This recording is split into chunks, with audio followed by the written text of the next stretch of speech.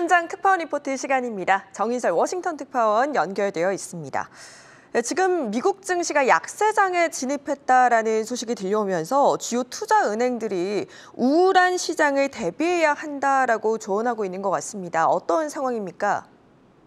네, 말씀하신 것처럼 미국 뉴욕 증시가 2달간 계속 빠지고 있는데 아직도 대부분의 투자은행들이 바닥은 멀었다라고 보고 있습니다. 가장 심각하게 보는 곳이 뱅크 오브 아메리카 BOA와 도이치방크입니다. BOA는 최악의 시나리오를 가정을 하면 S&P 500 지수가 지금 3,900선인데 3,200까지 하락할 것으로 전망을 하고 있고요.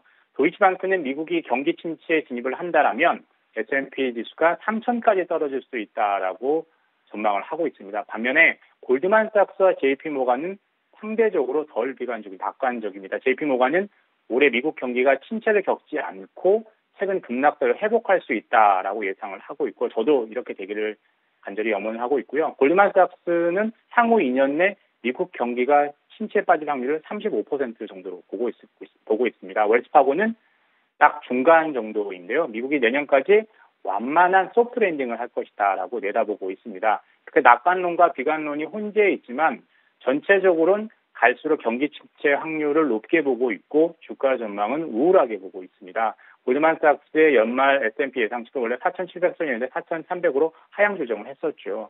전문가들은 약세장이 좀 더 갈 가능성이 높으니까 반등할 때마다 주식을 좀 매도하라라고 조언을 하고 있고요. 또 BOA는 이런 약세장일 때 경기에 덜 민감한 경기 방어주에 주목하라고 조언을 하고 있습니다. 구체적인 추천 종목으로 의료 서비스 업체인 유나이티드 헬스그룹, 정유기업인 엑소모빌, 식음료 제조업체인 제너럴밀스, 자동차 부품 업체인 오토존 등을 꼽고 있습니다.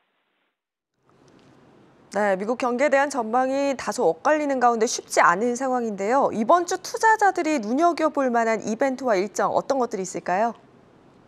이번 주에는 좀 이벤트들이 많습니다. 크게 4가지 정도로 정리할 수 있는데요.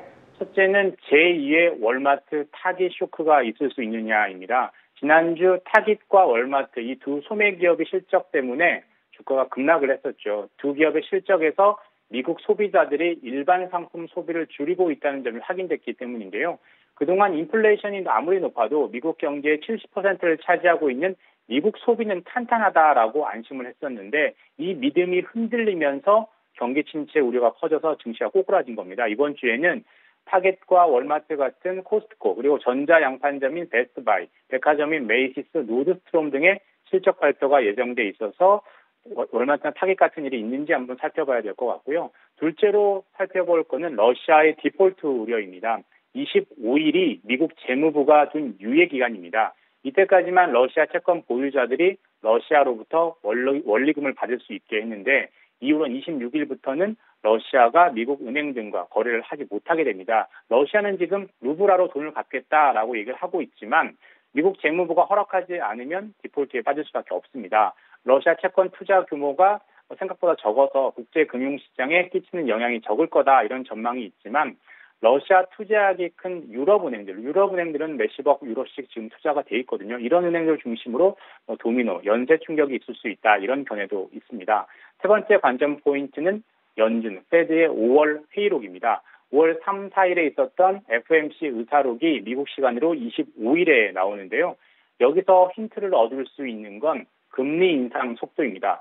7월, 8월 FOMC 때 50bp씩 올리는 건 예상되는 시나리오인데 5월 회의록에 그 예상을 바꿀 만한 단서가 있다거나 그리고 9월 금리 인상 속도에 대한 힌트가 있으면 시장에 영향을 줄 수 있고요. 그리고 양적 긴축에 대한 힌트를 살펴볼 필요가 있습니다. 이미 6월 1일부터 매달 470억 달러씩 패드 자산을 줄이고 9월부터 월 950달러씩 줄이기로 했는데요.